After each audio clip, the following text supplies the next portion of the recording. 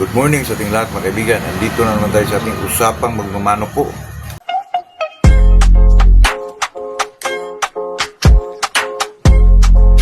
Galing lang po ako kanina mga kaibigan sa ating area doon mga kaibigan.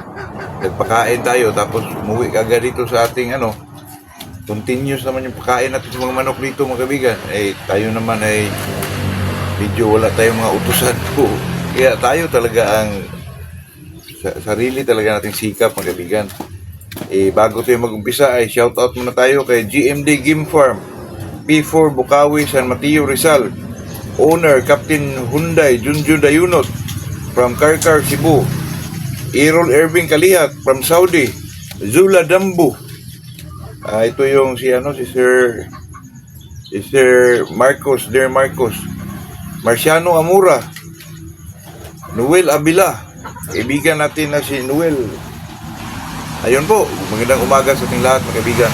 Ito po mga kaibigan, nakita natin itong dahon ng alugbati mga kaibigan, napakalaki po. Isa din to sa mga tinanim natin mga kaibigan.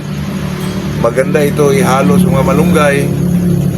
Yung natin fermentation kasi ito ang ng greasiness mga kaibigan. Ito ang mga kinakain sa medyo may mga rayuma mga kaibigan. Napakaganda nito po. Parang grease, ibang kaibigan, magbigay ng greasiness ng para hindi masyadong mag-stiff yung mo. Maganda ito po, itong ulugbati. Ito, napakalaking dahon po, tingnan niyo po. Ito ang kinakain ni Pakpay mga kaibigan. Pwede nito sa manok mga kaibigan. Ihalo mo ito sa malunggay, tapos nung coconut na nakikinulkod, lagyan mo ng Yakult, tapos itakipan mo po for 7 days. Pwede na yun ihalo sa mga pagkain mga kaibigan na nag-edad ng mga 2 to 4 months na manok mga kaibigan.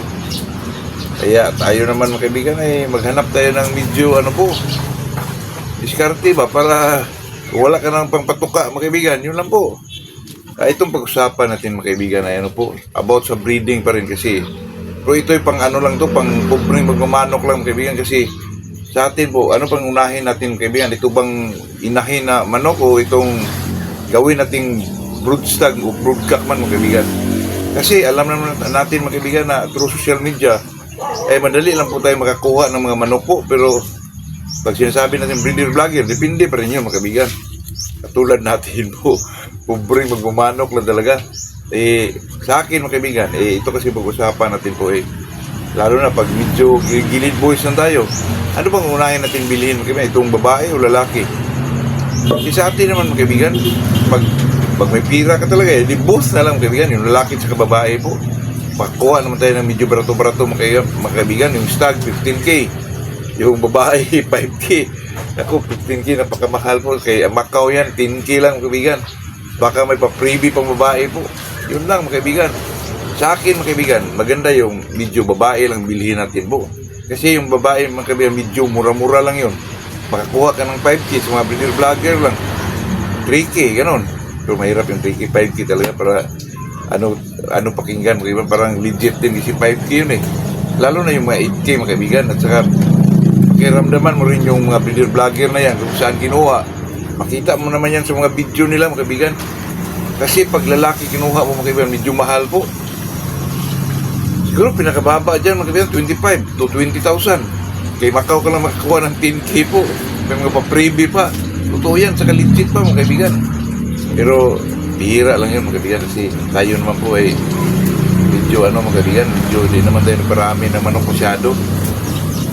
Ito kasing mga kaibigan, pag ginagamit mo po, babae. Kasi yung babae mga kaibigan, parisan mo yan ng medyo mga crosses lang dyan na lalaki. Pupiliin mo rin yung may mga palo talaga mga kaibigan, may didling cutting talaga mga kaibigan, at saka may mga ilag, ganun. Cross mo yan sa mga yung gusto mong babae na nag-fit sa yung nagustuhan po. Kaya ngayon naman talaga mga kaibigan, mas maganda yung mga sweaters po para paglabas dun, maganda pa, may mga palo pa. Tulad ng mga 5K. Pero mga kaibigan, pag tayo naman po lahat ng bloodline mga kaibigan, maganda naman talaga yun. Depende na lang yun sa yung pag-aalaga po. Kasi ito kasing gumagamit ka ng mga babae mga kaibigan, sabi nila mga eksperto, maganda daw yung babae mga kaibigan kasi may may sinasabi dati mga kaibigan, ilang porsyento ba makuha sa lalaki o sa babae pag sila ay ano mo, i-breed mo mga kaibigan, 50-50 yung tawag sa iba eh. Pero yung iba mga kaibigan, 80% yung babae. 50% lang daw yung lalaki, pero sa akin dyan, 50-50 po. Pero mas maganda talaga yung babae, mga kaibigan. Kasi, ang ano naman mga kaibigan, yung manok naman ginagamit natin, yung lalaki, tayo ang mahanap ng medyo maganda yung mga kilos nila, yung estilo sa laban. Magmana naman talaga yun sa lalaki, mga kaibigan. At saka, siguro, may iba, magmana sa babae. Pero sa akin, experience po, mga kaibigan, pag gumagamit ako ng budkak, lalo na yung mag-gold na budkak ko dati, talaga yung mga anak, mga kaibigan, magmana talaga sa budkak ko. Pero narinig ko yan sa mga eksperto, mga kaibigan, ilang bisis ko na itong binabalik-balik na vlog, mga kaibigan, na sa mga eksperto, sabi nila, magmana daw yung stag na manok sa babae. At saka yung, naman, yung lalaki, magmana daw yung mga babae. Pero siguro, sa kulay, siguro, sa attribute, siguro, ganun, magmana sa babae. Pero sa estilo ng laban, mga kaibigan, makukuha talaga sa offspring na lalaki talaga yung laban ng isang yung broadsag o budkak man na ginagamit mo, mga kaibigan. Totoo po yan, mga kaibigan. Ito naman sa atin ay hindi naman tayo magsabi na basta sa atin, sabihin lang natin dito yung experience sa atin, mga kaibigan. Hindi naman tayo, maraming binibreed, pero yun lang talaga ang lumalabas mo na pag ginagamit mong manok, mga kaibigan, kahit mga mistiso lang yan, or two-week cross ang tawag nila, chapsoy man na manok, kasi nakita mong maganda yung cutting, maganda yung may mga movements siya na medyo makalamang sa kalaban, doon tayo po. Tapos i-cross natin sa medyo may bloodline na babae, mga kaibigan, na medyo sa kanila, medyo magpapatibay talaga. Lalo na pag hatches yung ginagamit mo, maganda sa hatches, mga kaibigan, na medyo may angat din, yung Gilmore po. Parang yun ang ginagamit sa mga pumpkin hats ni Dini Quinca, di ko lang alam, mga kaibigan. Correct me if I'm wrong, message kayo. Kasi yung pumpkin ko dito, mga kaibigan, pinupros ko sa hats din, yung Gilmore. Lumalabas sa mga lalaki, mga kaibigan. Pare-pareha lang po sila, pero nakalamang lang yun sa medyo talagang mas pumpkin yung ginagamit natin na straight na pumpkin, mga kaibigan. Pero same lang talaga pormahan, mga kaibigan, pag ginamitan mo ng Gilmore po. Lalo na siguro yung mga Gilmore talaga ng mga light dito, kasi sa red, ganun eh. Light yung mga Gilmore nila dito. Kaya yun po, sa akin, mga kaibigan, maganda yung babae, mga kaibigan. Na kahit yung lalaki mo ay mga mga ilang cruises na, multiple cruises na, pero nakitaan mo pa rin na deep, pa rin yung cutting niya. Talagang accurate pa rin yung cutting, madiin yung cutting. Talagang doon din tayo po. Kasi pag may cross mo na yan sa babae, mga kaibigan, lumalabas na yung kagandahan po ng isang manok. Totoo yan, mga kaibigan. Kasi pag tayo, ito ay pang lang pag gilid-gilid na breeder lang yung katulad natin po. Kasi pag tayo na may makabili yung mga lalaki, medyo mahal yun, mga kaibigan. Kaya sa atin, kung yung sa tingin natin ay tama po, na medyo nakapagbigay ng medyo sigla sa ating mga offspring na ginagawa natin sa breeding, doon tayo po. Kung makinig kayo doon sa mga kaibigan, medyo mga eksperto, talaga i-try mo para malaman mo talaga yung yung kalabasan po. Totoo yan, mga kaibigan. Ito sa atin, mga kaibigan, lalo na tayo sa mga medyo walang mga pira, katulad ko. Dito tayo sa kailangan talaga natin yung mga kaibigan, yung sentido common po, common sense, mga kaibigan. Katulad ng sisiw ko dyan, mga kaibigan. May isa kong sisiw dyan, mga kaibigan, na medyo, yung tinatawag nilang mycoplasma, mga kaibigan, yung magluluha lang yung isang mata. Naku, isang araw, mga kaibigan, talagang, kasi, maghawa-hawa na yun eh. Maghawaan yung kaibigan eh. Kinuha ko yung medyo talaga, natamaan talaga. Nilagyan ko ng Tito's 500, mga kaibigan, yung mata. At saka dito, sa medyo may balikat niya, kasi sila, mga kaibigan, ipahin niya lang yung mata nila dito. Dito ko nilagyan ng Tito's 500 na powder po. Saka pinatuluan ko talaga dito sa mata niya. Pinatuluan ko talaga, mga kaibigan, na medyo nag-blue talaga yun kasi pinuno ko yung mata niya, mga kaibigan. Kasi sa isip ko, antibacterial to eh. Hindi ko lang alam kung anong kalalabasan, bulag o Pero sa isip ko, ganun ang Ngayong araw, mga kaibigan, nakita ko, medyo medyo nalunasan na, medyo na siya, medyo nag-dry na po. Pinainom ko na siya ng plain water, mga kaibigan. Baka mamaya, baka mawala na yan.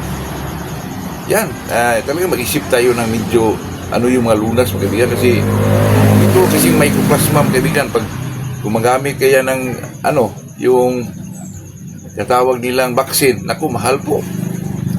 Ano yan? Parang inject ata mga kaibigan. O patulo ba yun? Hindi ko alam mga kaibigan. Kasi same lang sila sa ano yung Coryza. Yung Coryza kasi mga kaibigan, parang umano yung dito, parang mamaga. Tapos pag inano mo, may para siyang nana na nanigas mga kaibigan. Yung buong Coryza mga kaibigan. Yung may kunting sipon. Pero yung mycoplasma mga kaibigan, luha-luha lang yun mga kaibigan. Ipahin nila dito sa balikat nila po. Pero nung linagyan ko ng Tito's 500 mga kaibigan, nung isang araw pa, ngayon medyo na siya, medyo nag-dry na po. Baka maanuhan na yan mga kaibigan. At saka saksisip ko siyang 5 days straight po, Tito's 500 mga kaibigan. Medyo malakas kasi yung Tito's 500. 5 days, saka ngayon, pinainom ko na ng clear water mga kaibigan para talaga lumasap yung ano. Pero sunod na araw, bigyan ko ulit yan ng ano po, Tito's 500. Pagkatapos, yung ano na, yung vitamins na po. Kasi pag kasagsagan pa yung ano mga kaibigan, binigyan mo yan ng vitamins. Naku, baka sumigla-bigla yung mga bakterya na naman ulit. Kasi ganun yun eh. Kaya pinakupa muna natin mga kaibigan. Common sense lang po para tayong veterinarian dito. Pero kailangan talaga yan mga kaibigan pag isang magmamano po. Kailangan mo talaga katulad nung ano, yung isa kong dalawang sisiw ko dyan na nakakross sa limon ipupuro mga kaibigan. To Golden Boy. Medyo nanghina sila mga kaibigan at saka medyo nangangayat po. Kasi pakain ko sila sa kanila mga kaibigan, itigrato po. Kung buti lang ito, kung marami sila, talagang agawan. Pero kung dalawa lang, tatlo, naku, mahina silang kumain po. Binigyan ko sila ng stag developer na hilo mga kaibigan. Nung other week pa mga kaibigan, medyo bumabalik yung katawan po. Ito naman sa atin, hindi naman tayo nag-ano po, ano lang yung ating naibigay, o ano lang yung pinakain natin. Totoo yan mga kaibigan, ito sa atin ay puro, hindi kasinungalingan ko po. Ito'y totoo lang talaga mga kaibigan na binigyan ko po ng yung stag developer ng hilo mga kaibigan. Medyo bumabalik yung katawan nila po. Kasi sila ay magto 2 months na eh. Sayang din. Binilang ko ng 2 pack mga kaibigan, 55 yun, isang medyo mahal lang, pero bahala na para ngayon yung mga ano ko, yung mga maliit ko, stag developer na nahihilo po, pinakain ko mga kaibigan, bahala na kung mahal po. Kasi may marami ako dyan na ano po, yung pumpkin hot screw sa Silton. Stag developer ko na po, yung ano, yung pinakain ko sa kanila mga kaibigan, yung hilo po, kasi medyo mahal pero nagdulot naman ng ano po, ng maganda sa kanila. Doon tayo mga kaibigan, tayo naman ay magigilid boys lang. Na ano ko doon, kay sabi ni Sir Noel na pag may Hilton daw, pag may ano daw, Cardinal, ano po, mas maganda kung mayroon mga kaibigan kasi yung Cardinal kasi matagal ko na yung pinangarap mga kaibigan, Cardinal Club Gilso po. Kasi super ang cutting mga kaibigan at saka magandang manok pa, malaki, taas, wine red, yellow feet pala mga kaibigan. Akala ko dati white feet yan kasi yung nakita ko doon sa Mindanao, pinaspara may white feet eh. Pero yung nakita ko yung inano ni Sir Noel na imported, yellow feet pala mga kaibigan. At saka di ko lang alam yung Cardinal mga kaibigan kasi napakagaling sa timing at saka madiin talaga pumalo. Baka magkaroon tayo niyan mga kaibigan. Paramihin mo natin yung malunggay. Shout out kay Sir Noel po, Abila. Yun po, yun lang ating may share sa araw na to. Magandang umaga sa ating lahat po.